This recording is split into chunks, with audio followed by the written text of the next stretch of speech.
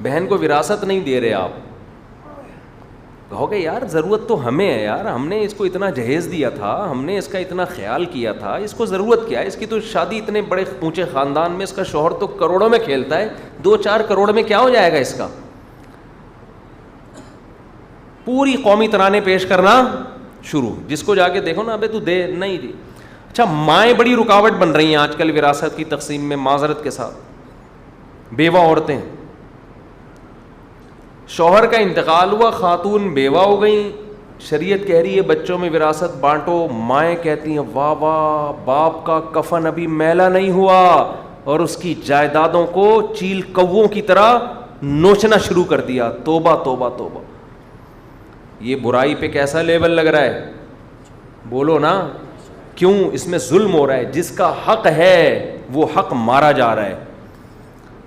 آپ اگر آج جو گھر ہے اس کو 25 سال کے بعد بیچ کے اماں کے دنیا سے جانے کے بعد ڈیوائڈ کر کے دو گے اولاد کو, تو مجھے ایک بات بتاؤ, جو کھانے کی عمر تھی جس وقت دانت تھے اس وقت تو بادام اس کو ملے نہیں, اب وہ 65 سال میں بادام لے کے کریں گے کیا؟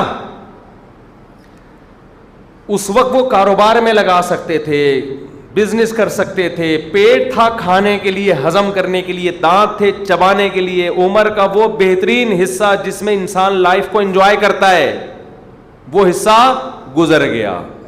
میں دیکھ رہا ہوں نا جتنے بھی کیس آ رہے, 1980 میں ابا کا انتقال ہوا, گھر کب تقسیم ہو رہا ہے؟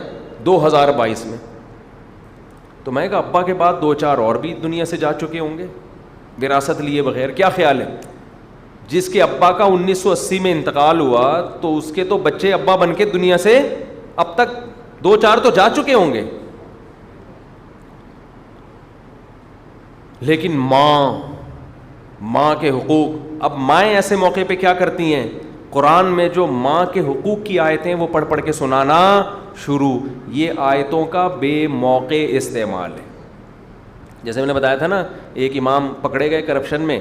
امام لوگ کرپٹ نہیں ہوتے, لیکن بعض دفعہ کرپٹ آدمی امام بن جاتا ہے. امام الحمدللہ خیر غالب ہے ہمارے معاشرے میں, لیکن بعض دفعہ ایسا ہوتا ہے کہ کرپٹ آدمی کیا بن جاتا ہے, پہلے سے کرپٹ ہوتا ہے, وہ کسی لبادہ اڑ کے امام لگ جاتا ہے مسجد میں. تو پکڑے گئے, حساب نہیں دے رہے, رسیدیں پی رہے ہیں. اب لوگ جب کمیٹی والے میرے پاس آئے, ان کمیٹی والے کہہ رہے ہیں, ان سے پوچھ رہے ہیں بھائی آپ جتنا چندہ لیا اس کا کوئی حساب تو دو. امام صاحب حساب نہیں دیتے. تو اب ظاہر ہے سختی سے بات کی جائے گی نا, 2-3 دفعہ تو ریسپیکٹ سر, کائنڈلی وہ 6 لاکھ روپے کا حساب دیجیے امام صاحب.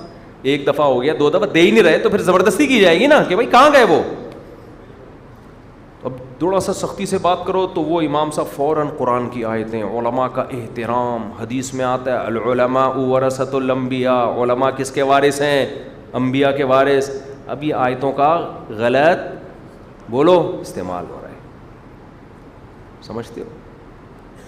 آپ سے کسی مولانا صاحب نے پیسے, ٹھیک ہے احترام کریں, لیکن یہ کیا کہ احترام میں چھوڑ دیں کیا؟ مسجد کا پیسہ کیسے چھوڑ دیں بھائی ہم؟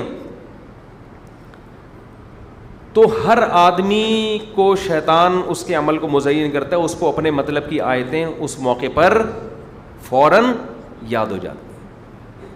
تو میں یہ عرض کر رہا تھا کہ یہ جو ایسے موقع پہ لوگ آیتیں پیش کرنا شروع کر دیتے ہیں نا, یہ بھی شیطان نے عمل کو کیا کر دیا ہے, ایک برائی کو مزین کر دیا. وراثت نہیں دے رہے, اس کو کیا ضرورت ہے, برائی ہے, شیطان نے مزین کر دیا. ماں اپنی زندگی میں وراثت تقسیم نہیں کرنے دے رہی, برائی ہے جس پہ شیطان نے لیبل اچھا لگا دیا ہے. تو ایسے ہی معاشرے میں بہت ساری برائیاں ہیں, اگر میں گنوانا شروع کر دوں تو 6 گھنٹے میں بھی وہ ختم نہیں ہوں گی. وہ برائیاں ایسی ہیں کہ جب ہم خود کرنے پر آتے ہیں تو اس پہ لیول بہت اچھا لگا دیتے ہیں. اللہ تعالیٰ سمجھنے کی, عمل کی توفیق عطا فرمائے.